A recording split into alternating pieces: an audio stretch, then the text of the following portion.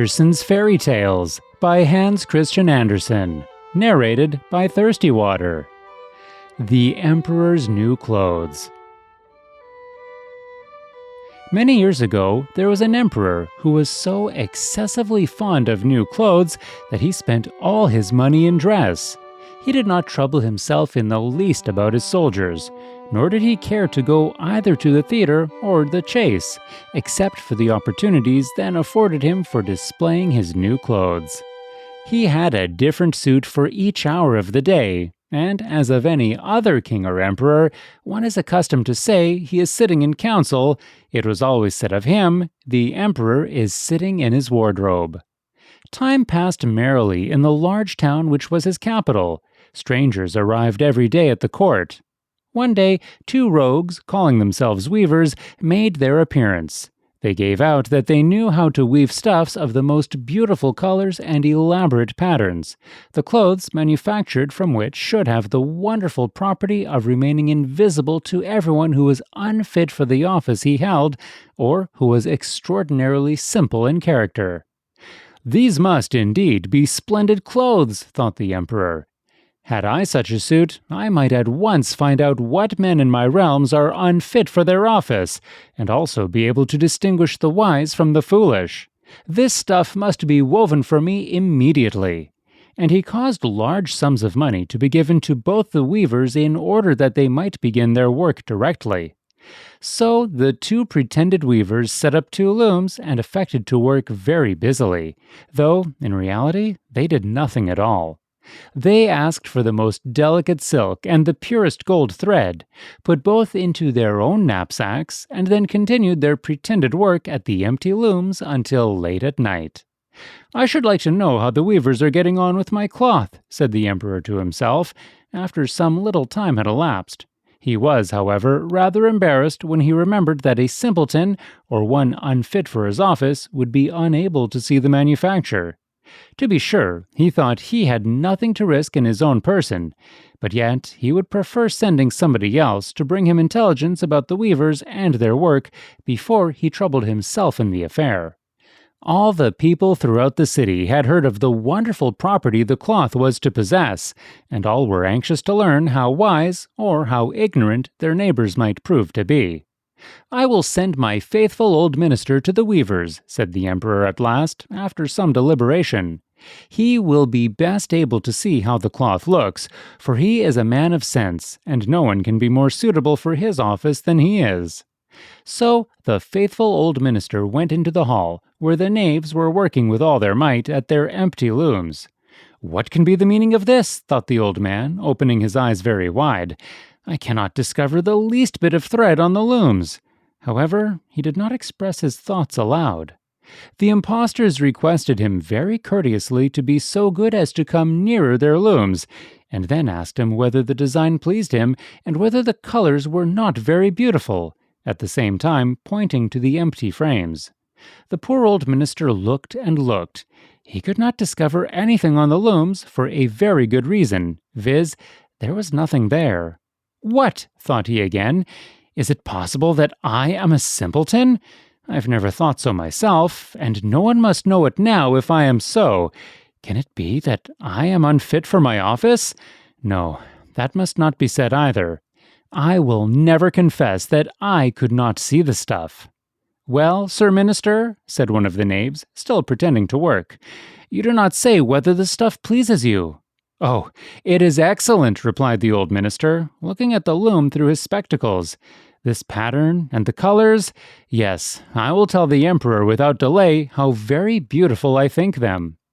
"We shall be much obliged to you," said the impostors, and then they named the different colors and described the pattern of the pretended stuff. The old minister listened attentively to their words, in order that he might repeat them to the emperor.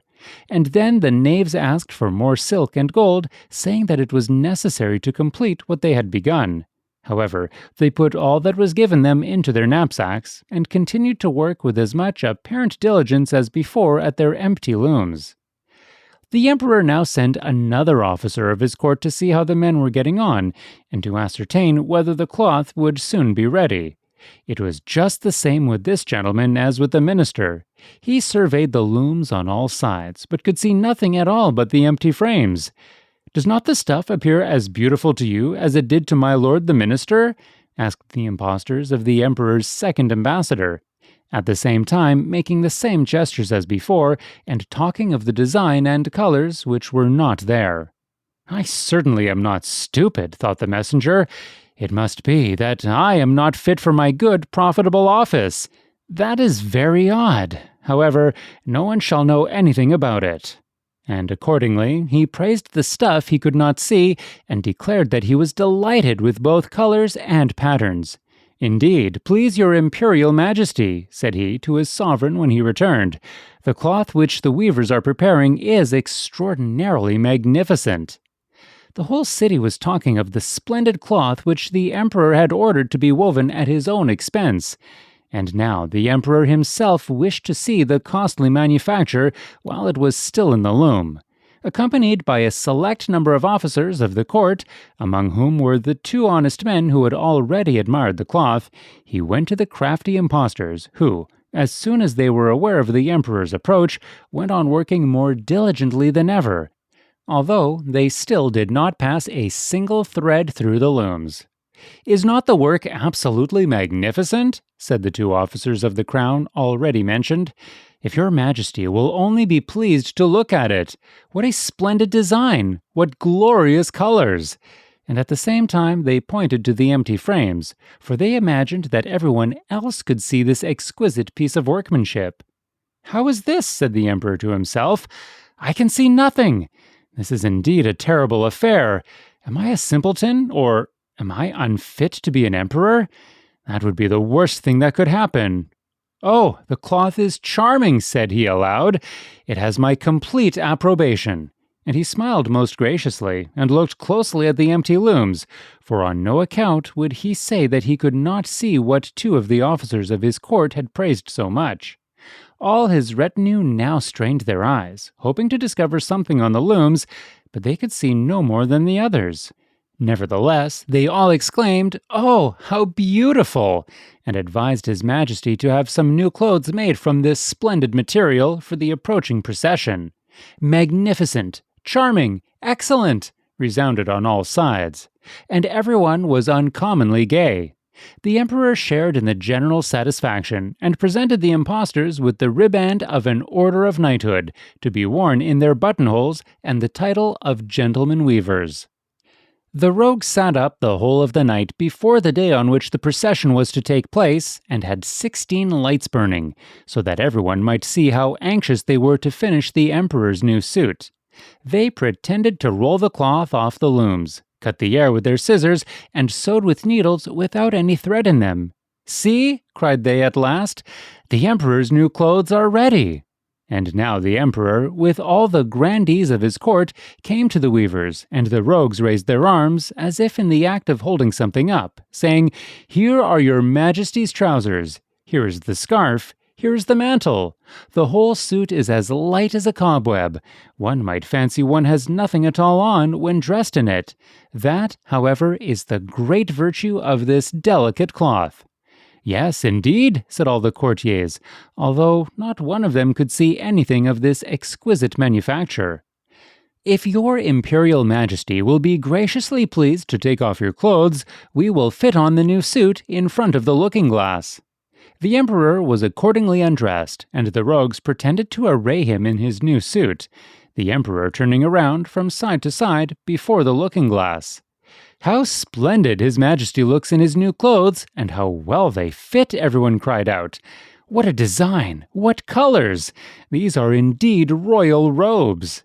"The canopy which is to be borne over your majesty in the procession is waiting," announced the chief master of the ceremonies. "I am quite ready," answered the emperor.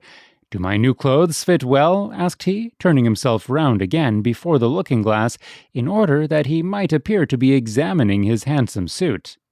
The lords of the bedchamber, who were to carry His Majesty's train, felt about on the ground as if they were lifting up the ends of the mantle, and pretended to be carrying something, for they would by no means betray anything like simplicity or unfitness for their office. So now the emperor walked under his high canopy in the midst of the procession, through the streets of his capital, and all the people standing by and those at the windows cried out, "Oh, how beautiful are our emperor's new clothes! What a magnificent train there is to the mantle, and how gracefully the scarf hangs!" In short, no one would allow that he could not see these much-admired clothes, because, in doing so, he would have declared himself either a simpleton or unfit for his office. Certainly, none of the emperor's various suits had ever made so great an impression as these invisible ones. "But the emperor has nothing at all on," said a little child. "Listen to the voice of innocence," exclaimed his father, and what the child had said was whispered from one to another. "But he has nothing at all on," at last cried out all the people. The emperor was vexed, for he knew that the people were right, but he thought the procession must go on now, and the lords of the bedchamber took greater pains than ever to appear holding up a train, although, in reality, there was no train to hold. The end.